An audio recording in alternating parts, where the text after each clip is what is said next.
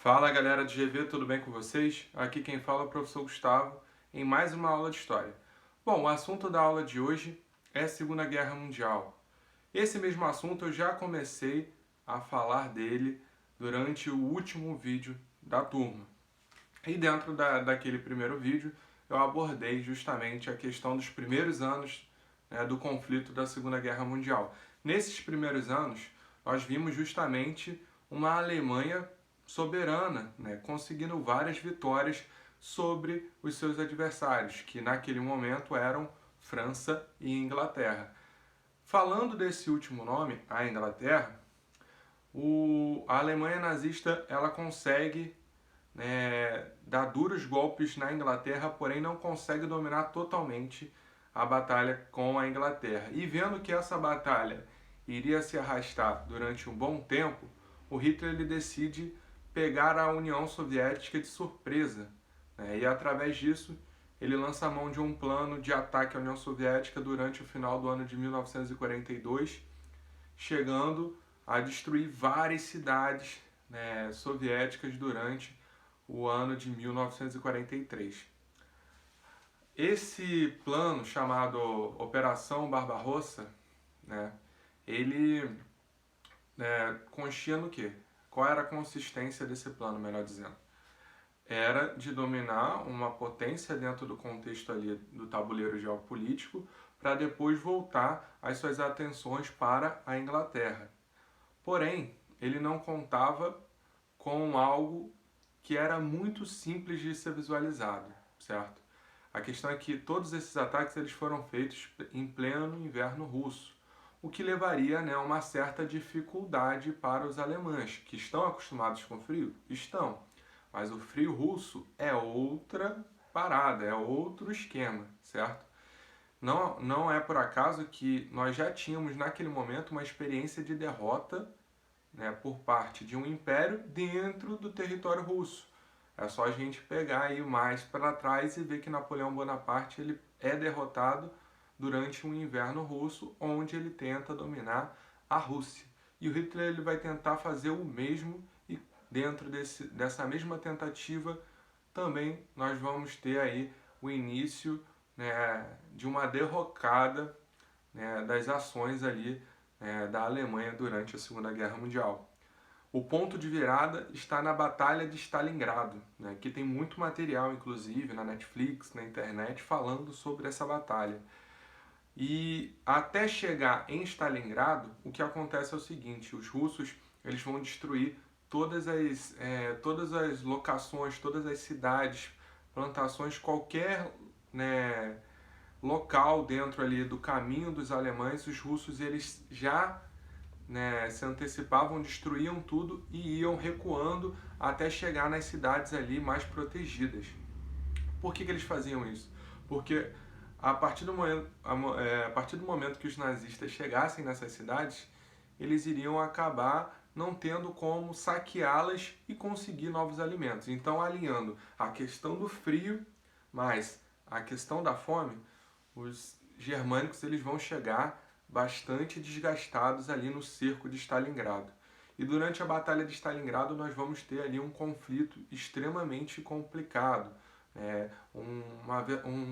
uma verdadeira luta de xadrez, uma verdadeira batalha de xadrez, um jogo de xadrez, melhor dizendo, onde todas as ações vão ser calculadas, o cerco dos nazistas vai durar bastante tempo e no final de tudo os soviéticos conseguem derrotar todas as forças nazistas que fazem o cerco à cidade de Stalingrado, e a partir daquela vitória dos soviéticos sobre os nazistas vem justamente um movimento de contragolpe da União Soviética no sentido do território alemão. Então eles vão traçar todo aquele percurso que os alemães tinham feito até chegar à cidade de Stalingrado, só que agora de maneira inversa, no sentido Berlim. Então os soviéticos eles vão conseguir várias vitórias até chegar, no início de 1945, quando eles conseguem dominar efetivamente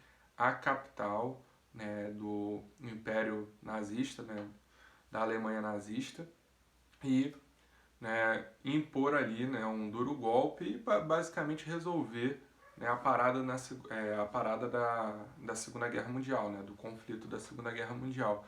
Mas outro personagem bastante importante dentro desse processo da Segunda Guerra Mundial são os Estados Unidos, né? Os Estados Unidos, eles vão entrar na guerra durante o ano de 1943 também, após o ataque a Pearl Harbor, feito pelos japoneses. Os japoneses eram também uma potência dentro do conflito e vinham, né, tomando várias áreas na Ásia, inclusive eles viam os Estados Unidos com um certo receio, porque os Estados Unidos também tinham várias bases, né, de influência econômica, inclusive bases militares dentro, né, do continente asiático, o que levou, né, os japoneses a atacarem o território ali dos Estados Unidos. Ao atacarem o território dos Estados Unidos, o governo, melhor dizendo, o governo estadunidense, o governo norte-americano é pressionado pela própria população a tomar mais uma vez uma posição perante o conflito, já que os Estados Unidos,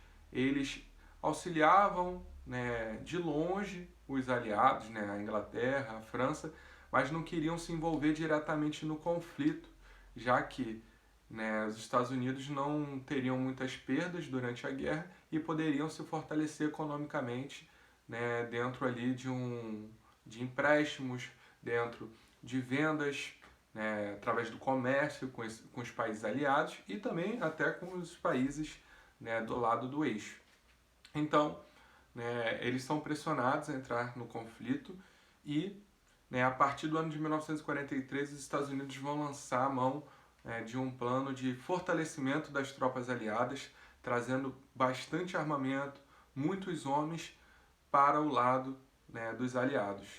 Então, novos países vão enviar, né, militares para o conflito, inclusive o Brasil, que era um aliado dos Estados Unidos. E isso é um episódio que eu vou narrar melhor dentro do capítulo de Getúlio Vargas. Mas o Brasil entra, né, na guerra juntamente com os Estados Unidos. Outros países vão estar auxiliando ali o lado dos aliados, até que no final do ano de 1944 existiu um encontro de várias tropas, né, dos aliados na região da Normandia, na França, no norte da França.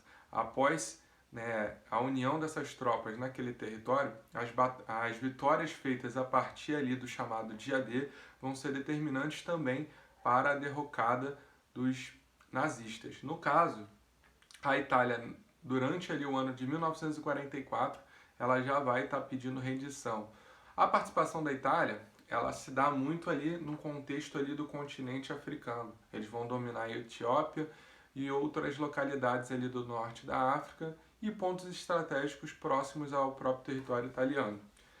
Os italianos vão, né, pedir rendição após, né, o finalzinho ali do ano de 1944, e a Alemanha nazista, né, vai ser derrotada, obviamente, após esse isolamento que ela vai sofrer e a união de forças desses vários países ali, né, dentro das forças dos aliados. Bom, depois da Alemanha perder, né, a guerra no começo do ano de 1945, a Itália já tinha caído, a Alemanha já tinha caído, mas como eu já tinha citado, né, as tropas do eixo tinham também os japoneses. E os japoneses, eles vão se negar a pedir rendição. Então, durante boa parte do ano de 1945, os japoneses ainda vão tentar de alguma forma se manter de pé dentro do conflito, e os Estados Unidos, numa manobra ali de demonstração de força e também para dar um cala-boca nos japoneses, eles vão lançar 2 bombas atômicas em cidades japonesas, no caso Hiroshima e Nagasaki.